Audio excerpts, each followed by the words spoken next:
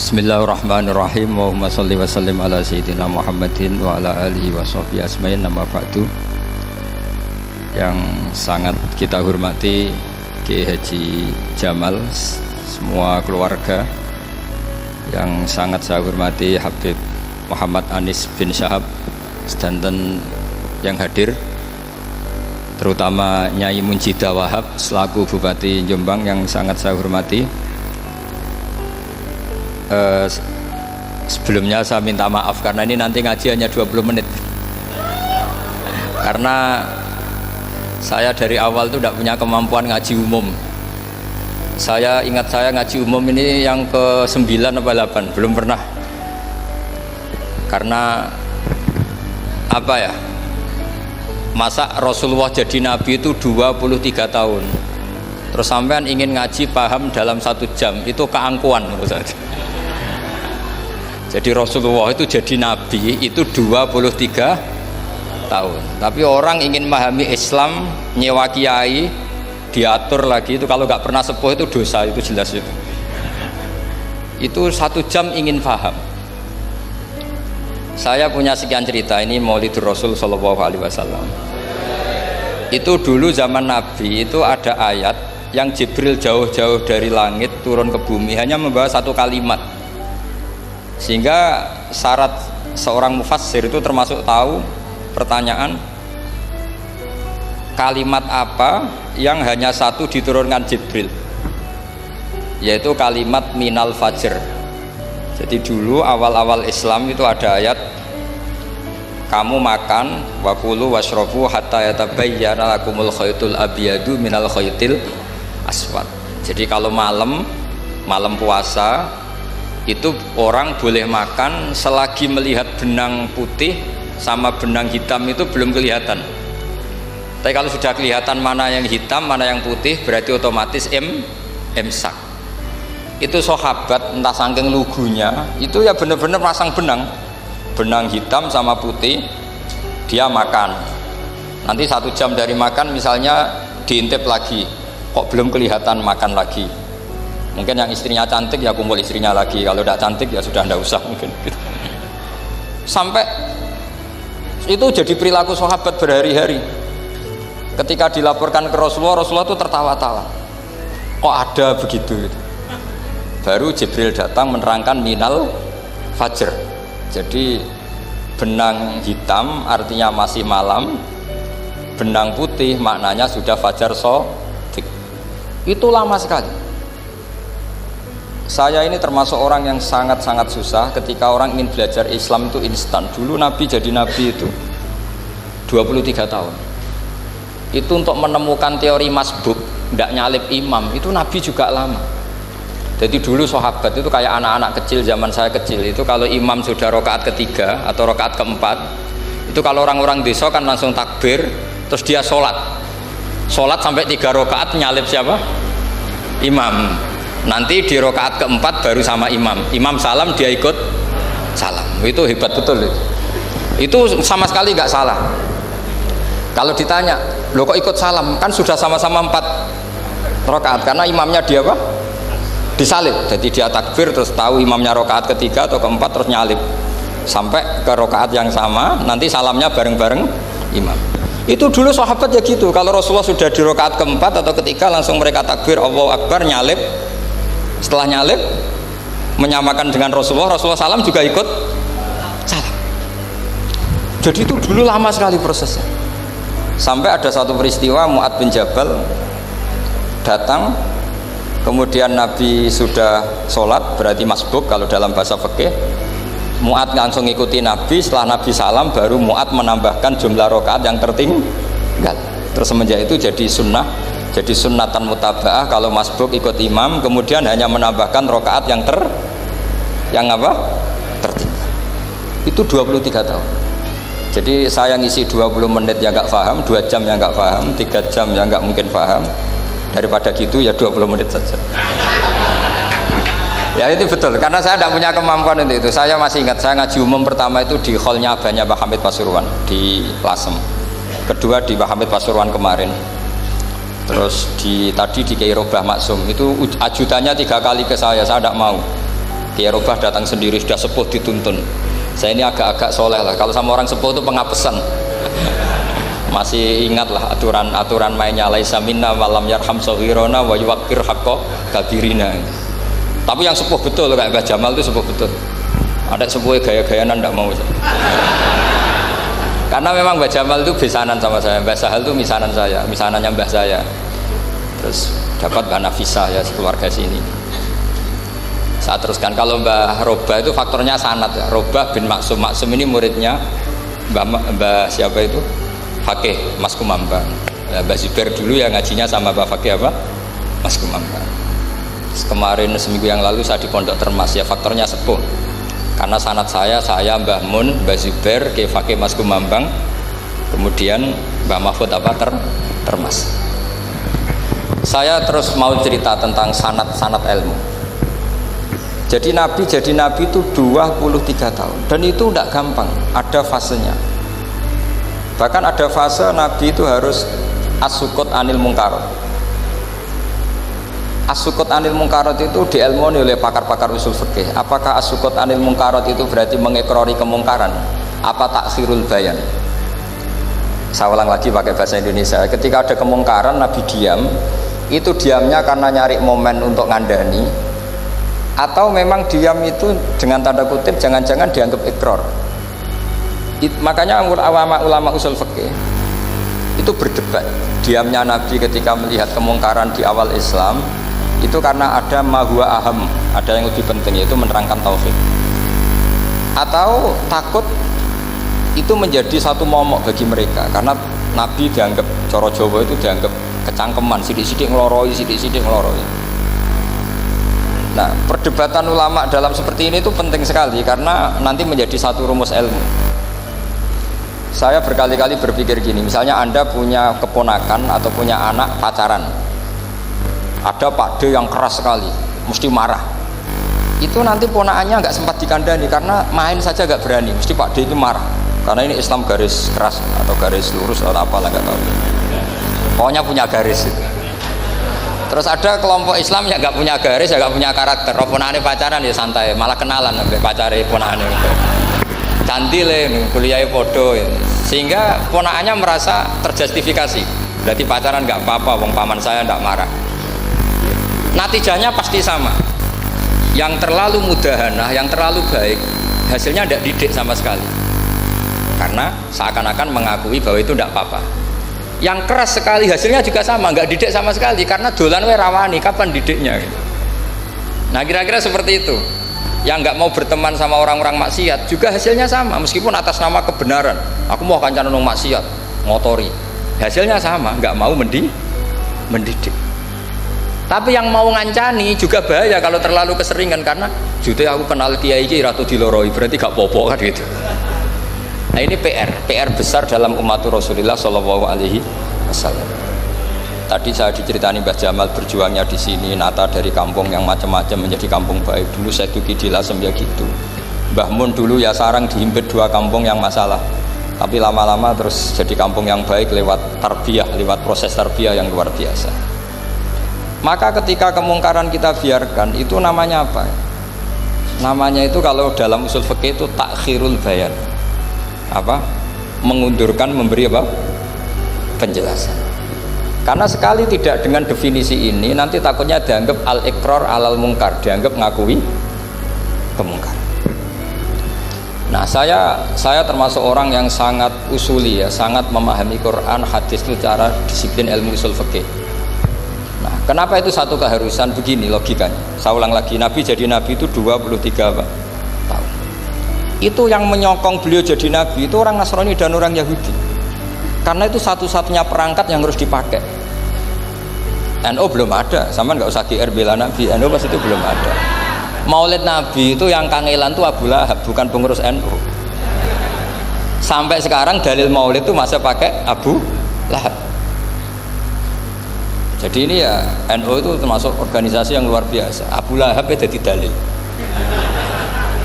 Jadi Abu Lahab dengar kalau iparnya, Abu Lahab itu iparnya Aminah, iparnya Sayyidah siapa?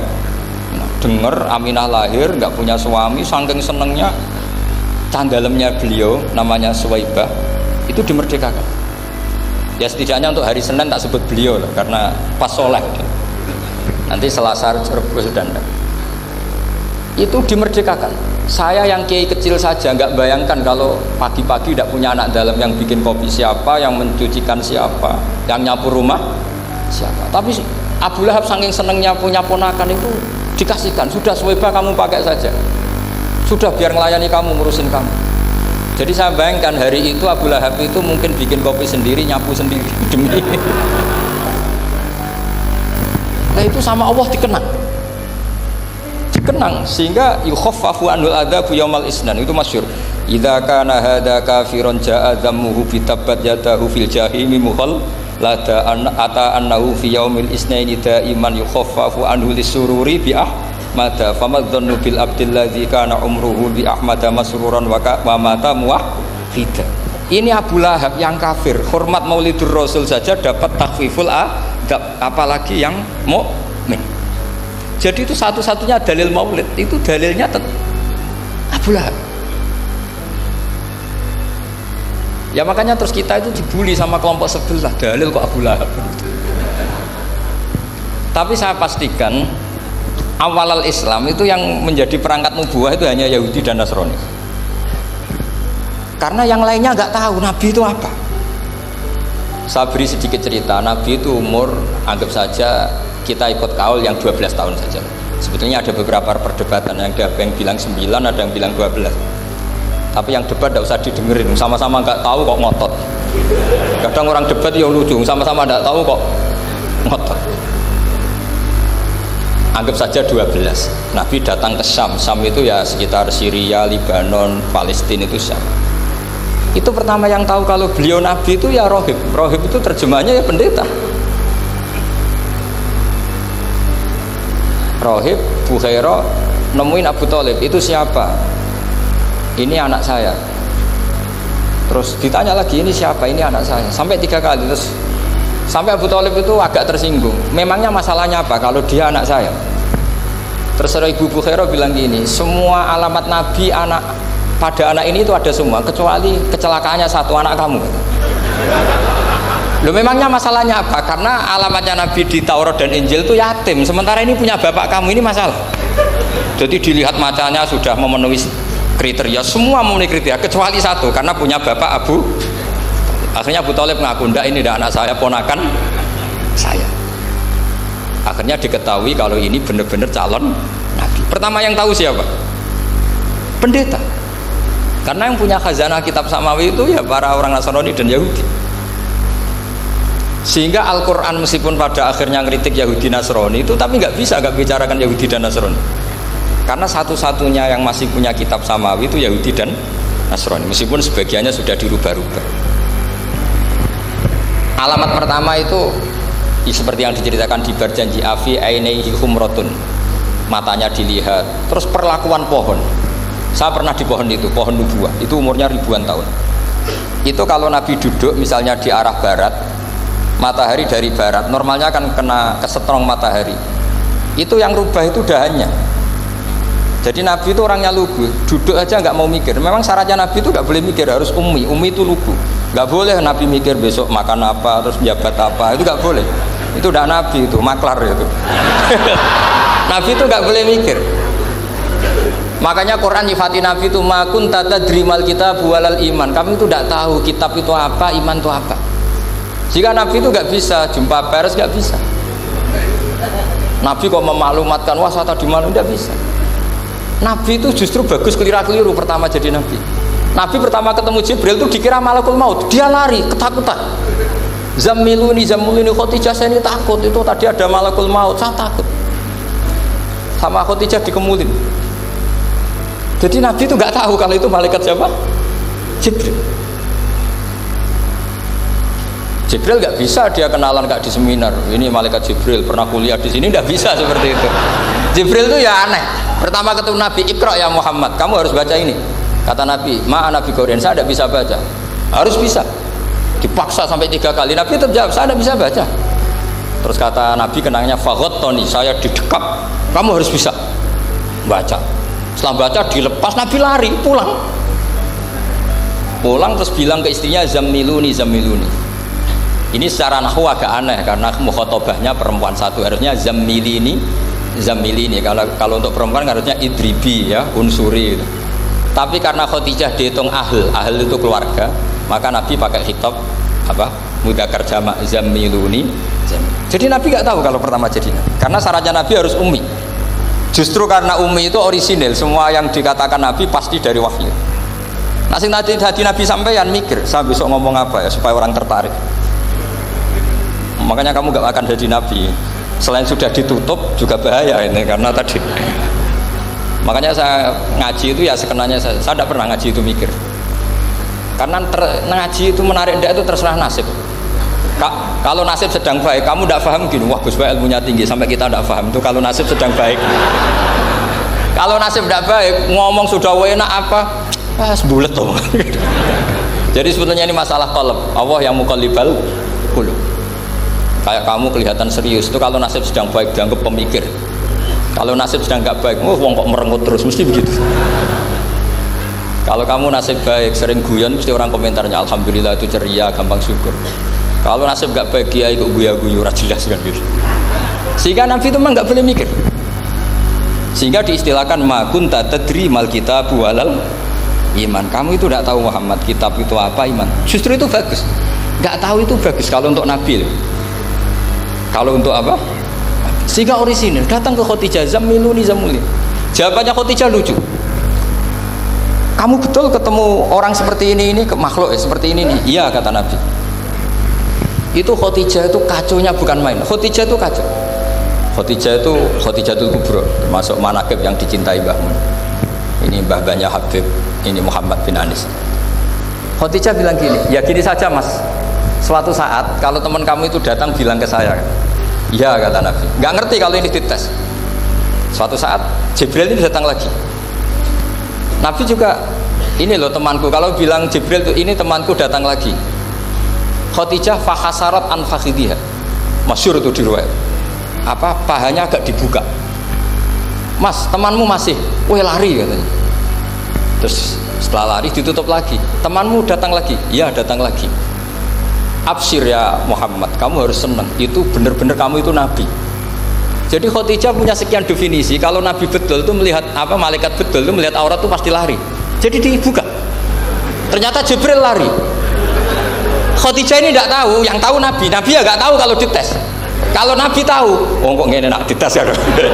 Jadi ini mungkin. Jadi nabi itu nggak tahu kalau dites. Mas kalau temanmu datang bilang saya. Setelah pas Nabi sama Khadijah, Jibril datang. Masyhur itu fahasarat an fakhidiyah. Dibuka, temanmu masih mas, lari. Ditutup lagi. Sekarang gimana mas? Datang lagi. Kamu harus seneng, kamu Nabi betul. Karena kalau itu setan, wah mesti seneng nonton aurat kan. Itu Nabi tidak tahu kalau dites. Kalau sampean kan tahu kalau mau dites istri. Sampai mulai katut tong wedok liya teko mesti bojo mbak servis untuk menutupi semua keburukan itu. Itu Nabi. Uniknya terus Khadijah, Nabi jadi Nabi sama Khadijah itu tahu dulu Khadijah. Nabi nggak tahu kalau mau jadi Nabi, tapi Khadijah tahu. Sehingga ketika umur 25 tahun Nabi sebagai pedagang, Khadijah itu ngirim mata-mata namanya Maisarah. Maisarah itu nama lelaki. Saya tambahin lagi Maisarah nama lelaki. Nanti kalau kamu artikan nama perempuan, oh berarti Nabi kemana-mana punya perempuan. Enggak, Maisarah itu nama lelaki. Maisarah dikirim Khadijah. Terus gimana Muhammad di perjalanan? Tudhilluhul ghamamah tuti'uhus sahaib. Kemana-mana dipayungi oleh mega, oleh awan. Sekian informasi ke Rasul ke Khadijah itu dimasukkan semua ke Khadijah. Tapi betapa kecewanya Khadijah ketika Nabi nikah umur 25 tahun, Khadijah umur 40 tahun. Itu kok gak jadi Nabi. Itu mulai kecewa sido jadi Nabi tau ora. Makanya ketika tahun ke-40, berarti Nabi umur 40, cerita ketemu tadi Jibril, sebenarnya Nabi nggak tahu itu Jibril, nggak bilang Jibril. Itu Khadijah senangnya bukan main. Karena apa yang dibayangkan dia terjadi. Fa wallahi la yuzika wa abadan innaka la tasilur rahim wa tahmilul kalla wa taksibul maqdud wa taqridu fa wa tu'inu ala nawaibil haq. Ini kalau istilah bahasa Pak Said Akil, syarat jadi rais Suriah harus hafal katanya gitu. Sonono, syaratnya jadi ulama. Saya ini jadi ulama sebelum di NU. Makanya kata Mbah Mun dulu guyon kiai ono loro, ono kiai sing ning NU, berarti kiai sik lagi ning NU. Ono sing kiai NU nak gak pengurus NU ada di kiai gitu kan. Itu guyonannya Mbah Mun. Akhirnya Khadijah itu sempurnanya bukan main karena pernah ragu 15 tahun. Kan dari umur 25 sudah yakin kalau ini nabi, kemudian nggak tahu bukti berikutnya, makanya terus ini jadi nabi enggak. Setelah umur 40 benar-benar nabi, paginya diajak ke Waraqah bin Naufal, masih pernah paman sama Khadijah. Ya Ami, ini ibnu akhika mau cerita. Terus Waraqah ini Nasrani. Di kitab Bukhari disebut wa kana imro'an tanassara fil jahiliyah wa yaktubu Injil bil Ibraniyah masyaallah ayaktub. Jadi Waraqah itu penginjil, pendeta. Tapi nanti loh, kamu jangan salah paham terus kayak pendeta sekarang. Ada periode di mana Injil masih asli dan ada periode ini yang sudah muharraf. Itu kan ya itulah khasnya ulama sudah. Akhirnya Waraqah tanya, kamu ngomong saja ya Ibnu Akhi, manggilnya seperti itu. Akhirnya Nabi cerita ketemu Jibril, sebenarnya beliau nggak tahu itu Jibril cerita. Terus kata Waraqah, hadan namus alladzi ja'a bi Musa. Masih pakai bahasa namus, hadan namus alladzi ja'a bi Musa. Itu namus semacam malaikat yang mendatangi Musa. Terus uniknya Waraqah bilang gini, wa iyudrikni yaumuka ansuruka nasron mu'azzaron. Andai kan saya menemukan hari ketika kamu jadi nabi, akan saya bela mati-matian. Kapan itu paman? Khina yukhrijuka kaumu, ketika kamu diusir oleh kaum kamu. Nabi sebagai orang baik, makanya GR jadi orang baik itu ya boleh. Nabi sebagai orang baik itu tanya, awamu khrijiyahum. Kalau kiye-kiye maknane awamu khrijiyah ana ta iku wong sing ngetono ingsun hum utai kaumi. Masa saya nanti diusir kaum saya? Saya ini termasuk keluarga terhormat, perilaku saya baik. Masa saya nanti diusir? Terus kata Waraqah, tidak ada seorang pun yang jadi nabi kecuali nanti ngalami diusir.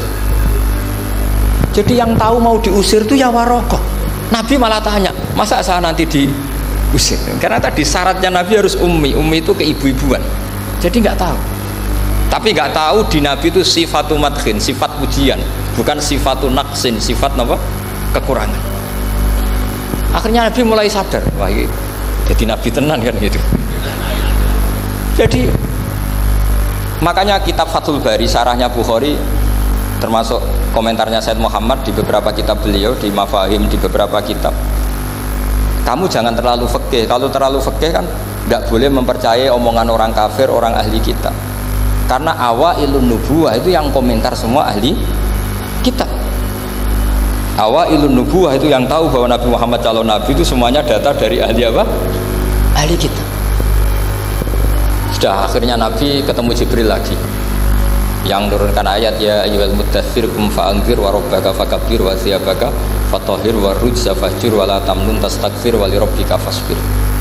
Nabi mulai yakin ketemu Jibril. Setelah sering ketemu Jibril, Nabi ya dengan tanda kutip nggak tahu aturan mainnya lagi. Setiap ada pertanyaan bilang gini, sudah tak jawab besok.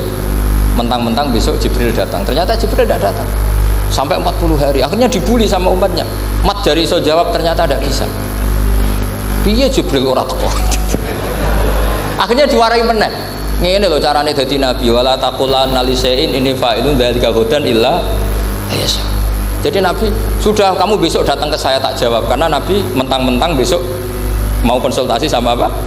Jibril. Ternyata Jibril tidak datang karena Nabi lupa tidak mengatakan insya Allah.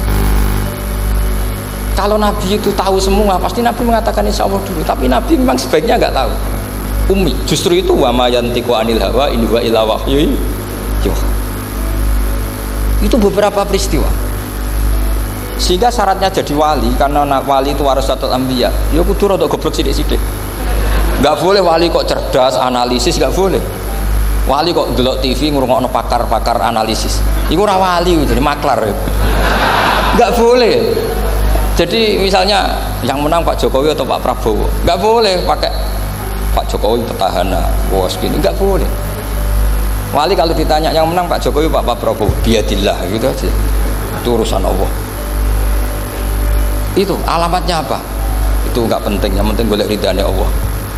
Nggak menarik figur-figur seperti itu wali gitu. Sudah saya teruskan supaya clear ya masa Maulidur Rasul Shallallahu Alaihi Wasallam. Itu kita tidak punya data kecuali dari ahli kitab. Yahudi lebih ngeri lagi. Yahudi itu punya kriteria syaratnya Nabi harus min dzurriyyati Ibrahim. Ya makanya kitab yang paling disenangi Mbah Mun itu Berjanji.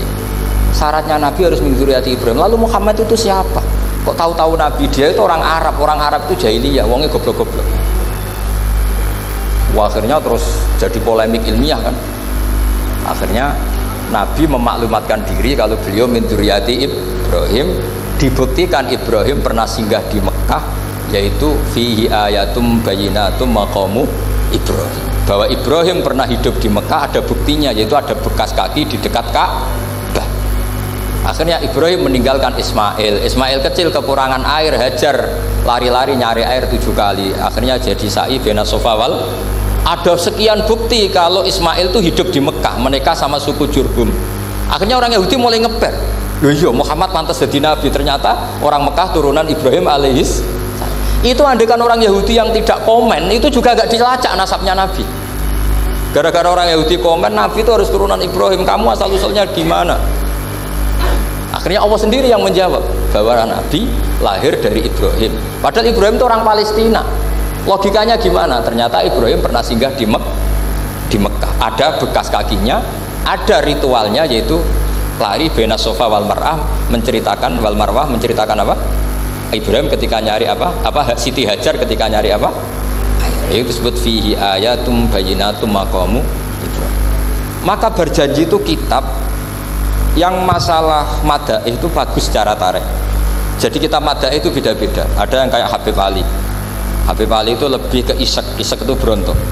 Jika saya suka baca Simtud Duror itu kalau pas isek, pas berontok itu ya pas kangen Nabi, biasanya saya wudhu terus baca Simtud Duror, itu pas isek.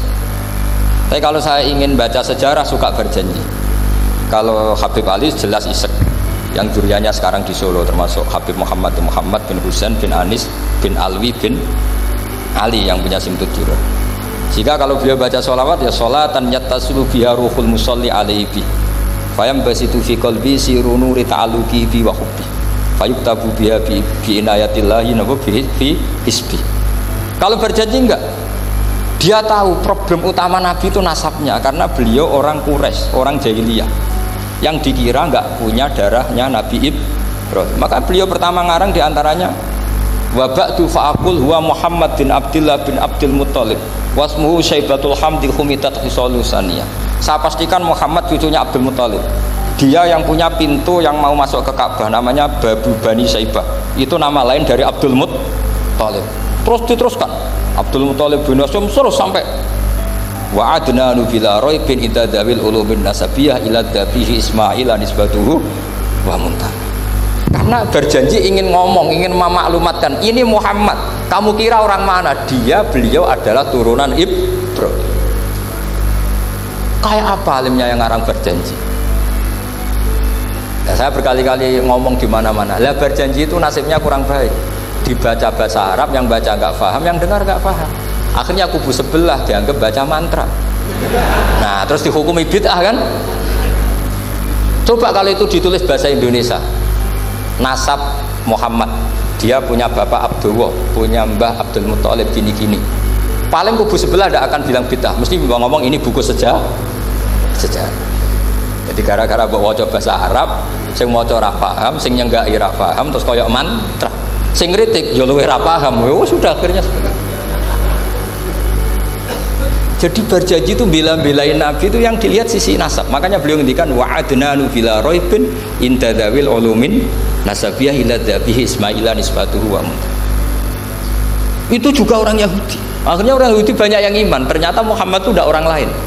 Sampai mereka bilang Muhammad minal asbab. Muhammad itu tidak lain saudara kita. Akhirnya orang Yahudi banyak yang iman.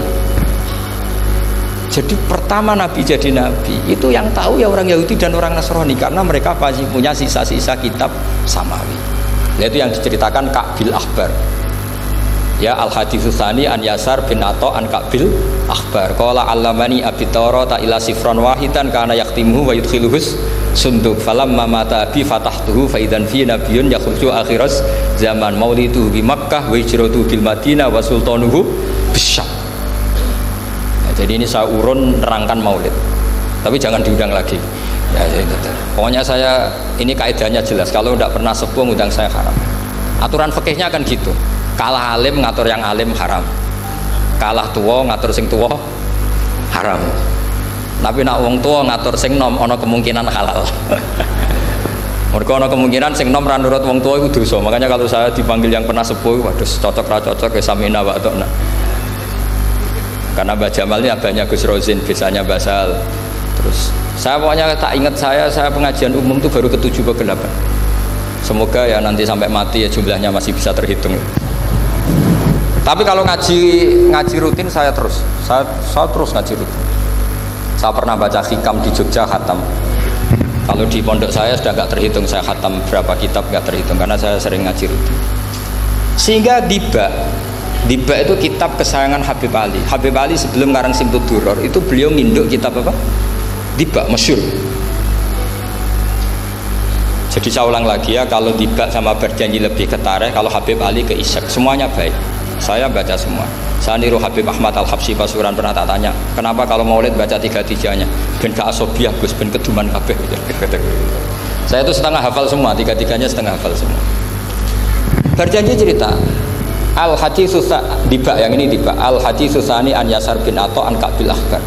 Kata Ka'bil akhbar, saya ngaji sama bapak itu Taurat itu khatam, tapi saya itu iskal itu janggal. Kenapa ada satu lempiran yang nggak diajarkan, disimpan fisunduk? Jadi orang Yahudi itu ada baiknya, mestinya kalau mangkal kan dibakar supaya hilang jejak. Enggak, karena Yahudi itu ada unsur nubuah, karena babanya Yahuda bin Yakub bin Ishak bin Ibrahim. Kira, tapi Yahudi yang orisinal ya. Saya berkali-kali ngaji bilang Israel itu kalimatu madhin, pujian. Sehingga Israel disebut wa ani faddaltukum alal alam, itu Israel yang bani karena ada gennya Nabi. Kalau Israel yang sekarang itu nation, sebuah negara. Mereka ada yang Zionis, ada yang turunan Eropa, Amerika, terus Islamfobia. Itu beda Israel yang negara dengan Israel yang bani. Kalau yang bani itu ada unsur gen para apa? Nabi, sehingga ya bani Israel. Tapi kalau Israel sekarang nama sebuah negara, sehingga ketika Allah bilang ya bani Israel itu khitabnya pada penduduk Medina.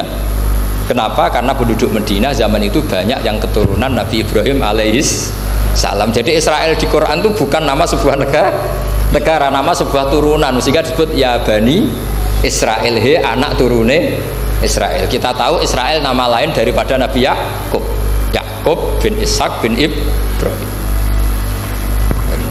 Ya karena memang saya nekuni ilmu. Kalau tadi yang Banjari kan nekuni suara, jadi suaranya bagus. Itu kalau nggak ditopang al-jamalul aqli, logikanya juga bagus. Itu bahaya, nanti orang mau nyanyi tok. Nah ini tak bantu. Tadi ada al-jamalul sauti, kebaikan secara suara. Ini tak bantu al-jamalul aqli, kebaikan secara makna. Ya mestinya keren al-jamalul aqli, karena al-jamalul sauti itu penyanyi dangdut bisa. Jadi semua penyanyi bisa kalau suara bagus ya. Tapi kalau maknani Diba itu kalau tidak orang alim tidak bisa. Terus tuku terjemahannya tetap paham, bakat itu. Saya teruskan. Falam mama tabi, orang Yahudi itu unik. Wong dia benci kok naskah itu tetap disimpan. Terus kata Ka'bil akhbar, falam mama tabi fatahtuhu, ketika bapak saya meninggal, kotak ini tak buka. Faidan fihi nabiyyun yakhruju akhir zaman. Di situ ada keterangan bahkan akan ada nabi yang keluar akhiras, mauliduhu bi Makkah wa hijratuhu bil Madinah wa sultanuhu bisyam. Kerajaannya itu di Syam. Bareng Ka'bil akhbar ini sebetulnya menangi Rasulullah SAW, tapi dia nggak mau iman karena nabi itu nggak lengkap menurut dia. Ini Muhammad sudah benar lahirnya di Mekah, wafatnya di Madinah, tapi masih kurang satu, wa sultanuhu bisyam. Zaman itu Syria, Lebanon, Palestina masih di bawah pasukan salib, pasukan Nazaret. Sehingga dia mikir, katanya kerajaan Islam ada di Syam, ini kok Muhammad nggak jadi raja di Syam. sehingga dia menunda imannya, yuakhiru Islamah. Bareng era Sayyidina Umar, beliau bisa menaklukkan Baitul Maqdis. Terus dia iman. Makanya imannya Ka'bul Ahbar itu era Sayyidina Umar, karena sudah masuk definisi ketiga wa sultanuhu bisyam, kerajaannya Nabi ada di Syam. Iman. Sekali iman langsung pinter deh. Wong sedurunge baca kitab Samawi banyak. Sehingga Sayyidina Umar kalau mau tanya kitab Samawi ya tanya Ka'bul Ahbar. Karena beliau itu Nabi sudah benar maulidu di Makkah, wa hijratu bil Madinah, wa sultanuhu bisyam. Rasulullah ketika wafat atau intaqala ila rafiqil ala itu belum menangi Islam menaklukkan mana Palestina. Tapi Nabi itu kasef. Nabi itu nak kasef itu ya lucu. Makanya kalau ada kiai lucu itu ya anggapnya niru Nabi. Nabi itu lucu. Ada sahabat itu gak pati ganteng, pendek gak pati ganteng, namanya Surakoh. Itu digojol sama Nabi. Surakoh, bagaimana kalau kamu suatu saat itu pakai tas itu apa? Mahkotanya Raja Syam, Raja Kaisar. Ya Surakoh ya dianggap Nabi Gujan gitu aja. Nabi Gujan aja itu. Singkat cerita, suatu saat Umar itu mengalahkan kerajaan itu. Kaisar itu dikalahkan Umar. Saking takutnya lari, mahkotanya itu jatuh disaksikan Surakoh. Terus ingat, dulu Nabi pernah ngendikan itu disuruh pakai saya. Akhirnya sama Surakoh dipakai. Ya tetap orang ganteng, orang ganteng. Itu. Padahal sudah pakai mahkota Kaisar. Barang setelah dipakai, kata Umar, ikhla'ha.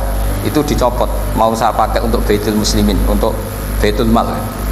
Kata Surakoh, bukankah Nabi ngendikan kalau ini yang pakai saya? Jawabnya Umar, innama yaqulu Rasulullah litalbisaha walam yaqul litamlikaha. Kata Nabi hanya menghentikan kamu disuruh pakai tapi tidak disuruh memiliki. Kayak apa Rasulullah kasefnya? Itu kata orang-orang yang pernah ke Turki. Saya belum pernah ke Turki, tapi saya hafal hadis sahih ini. Itu ditulis di masjid Turki itu, la taftahunnal Konstantinia. Kamu akan bisa mengalahkan pasukan Konstantinopel. Itu dikalahkan setelah 1000 sekian tahun dari wafatnya Nabi. Kayak apa kasufnya Nabi? Karena Nabi wa ma yantiqu anil hawa in huwa illa wahyu. Coba kalau Nabi kayak pengamat, ngomong apa yang kira-kira terjadi? Wah itu kan mesti keliru semua karena berdasar akal. Tapi kalau Nabi berdasar apa? Kasuf. Kasuf itu satu apa? Kenyataan yang dipertontonkan Allah Subhanahu wa taala. Terus kedua, alamat Nabi itu pakai sandi. Sandi itu sesuatu yang enggak jelas tapi menjadi jelas bagi ahlinya. Saya ulang lagi, sandi itu kayak sandi di militer itu. Atau sandi di KPK itu ada sandinya. Sandi itu ya kata sandi. Saya pernah diceritani Pak Busro Muqaddas ketika ketua KPK itu lucu. Wah, sandinya koruptor saya tambah kacau Pak. Itu kalau bilang uang itu kalau yang kemarin rame kan apel Amerika sama apel Malang. Kalau apel Amerika berarti US apa? Dolar, kalau apel Malang berarti apa? Rupiah. Setelah KPK tahu sandinya diganti ustadz. Jadi koruptor kalau mau korupsi ini pun temannya. Loh ini ustadznya sudah siap loh, kamu gak ikut pengajian. Itu sempat penyadap KPK itu gak mau ngecek. Masa orang pengajian dicek. Ternyata ya gak ada acara pengajian, ustadz tuh maknanya uang. Koruptor saking ngerti itu disadap KPK itu sandinya gimana? Datang nggak ke sini, ini ustadznya sudah siap, ini ada pengajian. Hampir KPK itu nggak ngecek karena pengajian, ustadznya sudah siap. Setelah digerebek ternyata ustadz tuh sandi dari makna apa? Uang, gak kurang ajar gitu, itu ustadz katanya. Jadi kalau di sini ditangkap KPK berapa ustadz ini sudah? Ada Habibnya lagi, ada Habib Muhammad ini. Nah, Salman Al-Farisi itu pemikir, dia orang Persia. Di mana-mana orang Persia itu pemikir. Persia itu kalau sekarang ikut Iran. Itu dia ngaji lama sekali sama pendeta-pendeta itu. Kebetulan dia punya pendeta yang belum muharraf, belum muharrif atau belum muharraf. Kalau muharrif orangnya, kalau muharraf itu kitabnya atau bukunya. Setiap dia ngaji sama pendeta dikasih tahu. Terus kecewa beberapa kali, walhasil ketemu pendeta yang benar. Sudah, kamu tidak usah ngaji sama saya. Kamu datang saja ke Yasrib, ke Madinah sana, Yasrib. Di situ Nabi akhir zaman sekarang sudah ada kan. Ini yang ngomong pendeta. Ya.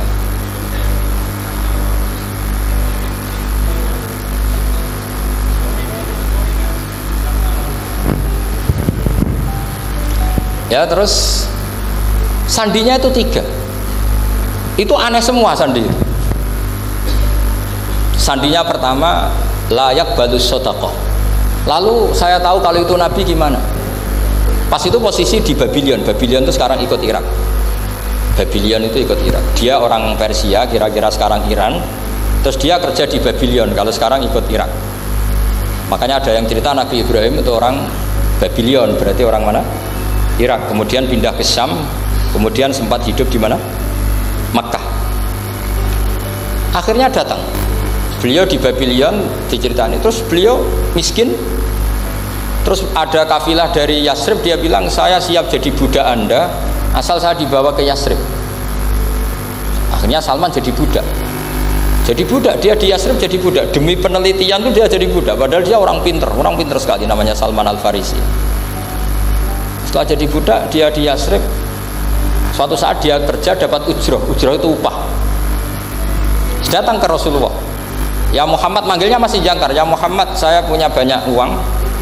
Kamu kan punya sahabat banyak, punya santri banyak. Ini tak sedekahkan ke kamu. Apa kata Nabi? Sahabat dipanggil semua. Halumu ilayya, ayo kesini, ini makan, ini ada sedekah. Terus kata Salman kenangannya walam yakhud min hasya'an. Bahkan sebagian riwayat mengatakan falam yamussa. Nabi nyentuh saja enggak mau. Karena diistilahkan sedekah. Terus kata Salman hadhihi wahidah, ini satu alamat. Itu sandi. Enggak ada yang tahu kecuali ahli kitab. Setelah seminggu, 2 minggu dapat uang lagi. Ya Muhammad, hadhihi hadiyatun laka, ini hadiah untuk kamu. Nabi langsung ikut dahar. Hadihi sintan, ini 2. Kalau logika kita pakai pengamat, bedanya apa? Sedekah ya dapat, hadiah ya dapat. Kan nggak ada bedanya sama sekali. Ternyata itu sandi. Sandi wayak balus hadiah, tapi walayak balus sedekah. Nabi itu nerima hadiah tapi nggak nerima sedekah. Bagi orang kebanyakan kan bedanya apa? Sama-sama dapat. Kiai pakai duit 1 juta, mbok arani sedekah ya ditampa. Mbok saya ketahui darani hadiah ya ditampa. Sementing kan duit. Tapi kalau Nabi tidak bisa seperti itu. Kalau dikatakan sedekah nggak mau nerima, kalau hadiah akhirnya ini sudah ada 2 alamat. Jadi alamat tuh ya kadang aneh, masa sedekah sama hadiah dibedakan. Terus ketiga, wa fi katifihil aisar khatamun nubuwah mislu baidatin nu'amah. Di katifil aisar, kalau orang sini bilang apa? Pundak yang kiri itu ada khatamun nubuwah, ada alamat bahwa beliau adalah nabi akhir zaman, yaitu mislu baidatin nu'amah, kayak semacam telur manuk darah. Wah itu pusing, waduh caranya ngelihat gimana. Dia berkali-kali datang ke situ. Nabi itu orangnya priayi, jadi sering pakai baju. Kalau Nabi ini jenengan sering blodor gampang, ini kan Nabi kan sering priayi. Tapi Nabi itu memang unik. Ketika Salman ke situ, pas beliau mau wudu, biasanya nggak pernah pakai buka baju. Nabi dibuka bajunya. Akhirnya Salman fa'aqabba alaihi, bersungkur di depan Nabi, kemudian mengatakan amantu bika ya Rasulullah. Karena ada 3 alamat. Lagi-lagi 3 itu juga didapatkan dari ahli kitab. Makanya di awal-awal Islam itu ahli kitab itu luar biasa. Meskipun akhirnya di akhir-akhir masalah karena banyak oknum yang mentahrif itu. Jadi saya mohon ilmu-ilmu seperti nggak boleh hilang. Jangan mentang-mentang orang Yahudi Nasrani sekarang sudah muharraf, kamu terus anti sama sekali. Tetap ada sisa-sisa samawi. Karena mereka masih megang kitab apa? Samawi. Jadi kita fair saja. Yang salah ya salah, yang benar gini apa? Benar. Makanya saking fairnya Nabi, ini harus ditiru oleh semua orang NU, orang Muhammadiyah, orang apa saja. Nabi itu kalau menghormati satu ilmu itu luar biasa. Kata Sayyidina Umar, saya ini punya naskah banyak Taurat karena naskahnya menarik ya Rasulullah. Ada sahabat lagi cerita begini-begini. Jawabannya Nabi apa? La tusaddiquhum wa la tukadzibuhum. Kamu ya jangan bilang iya, ya jangan bilang tidak. Kalau kamu bilang iya, ternyata yang pas muharraf, yang pas sudah ada orisinil. Kamu bilang, wah itu bohong semua, ternyata ada yang masih orisinil. Kayak apa Rasulullah hati-hatinya? La tusaddiquhum wa la tukadzibuhum. Kalau sekarang enggak, orang ekstrem, pokoknya salah. Kalau tidak kita pokoknya salah. Iku ora ono hadise. Sing ono iku emosine, paham nggih? Jadi Nabi itu fair, kalau sesuatu enggak mesti ya la tusaddiquhum wala tukadzibuhum. Kamu ya jangan bilang iya, ya jangan bilang Tidak. Waqulu amanna billah wa ma unzila ilaina. Jadi ini kebanggaan kita terhadap Rasulullah Shallallahu Alaihi Wasallam. Terus persinggungan Nabi dengan Yahudi Nasrani itu unik. Terus diantara lagi yang ditulis itu wasallal kiblaten, dan Nabi pernah sholat di dua kiblat. Ternyata betul. Kita tahu Nabi sholat di Ka'bah, ketika di Madinah diminta sama Allah disuruh sholat ke Baitul Maqdis, dan itu kiblatu Anbiya. Akhirnya orang Yahudi banyak yang iman karena sesuai definisinya wa annahu sholla al-qiblatain. Nah, alamat-alamat seperti ini orang sudah, lah itu dibak berjanji. Itu fase betul menerangkan itu. Jadi saya bilang kalau simtud duror itu madainya isek luar biasa, brontonya Habib Ali. Sampai ketika beliau baca sholawat itu tidak kayak sampean. Sampean baca sholawat, sholawati sitok wis tanhalu bil uqadu wa tanfariju bil qurabu wa tubdu bil hawa ijo sholawat sing kena nggo nyaur utang, nggo kabul kajate pokoknya gitu. Sholawate sekali permintaannya panjang gitu. Kalau Habib Ali enggak, makanya saya suka sama sholat beliau. Sholatan yattasilu biha ruhul musalli alaihi. Dengan sholawat ini rohnya yang membaca sholawat sambung sama rohnya Rasulullah Shallallahu Alaihi Wasallam. Barokahnya sambung menjadi mencintai. Barokahnya mencintai fayuk tabu biha bi inayatillah fi hisbi. Barokahnya mencintai ditulis termasuk umatnya Rasulullah Shallallahu Alaihi Wasallam. Nah, sholawatnya sampean kan enggak seneng sing tanhalu bil uqad, semua problem hilang. Watan farijubil kurab, semua kesusahan hilang. Watu bil hawa kabul kajate. Watu nalu biro goib kasil sing seneng-seneng. Wis pokoknya sudah. Saya itu ya kadang iskalnya sholawati sitok jaluane cek akeh. Ya tapi itu tetap baik ya. Piro-piro tawasule mbek sholawat ra Gunung Kawi ngoten mawon nggih. Jadi tetap baik gitu. Tapi ya ada kelasnya yang sholatan yatasilu biya ruhul musolli alaihi bi. Ini sudah sholawat isek. Pokoknya butuhe sambung Kanjeng. Nah, sampean butuhnya kabul gak jadi, tidak apa-apa lah. Piro-piro tawasul lebih sholawat ora mbek Gunung Kawi. Assalamualaikum warahmatullahi wabarakatuh.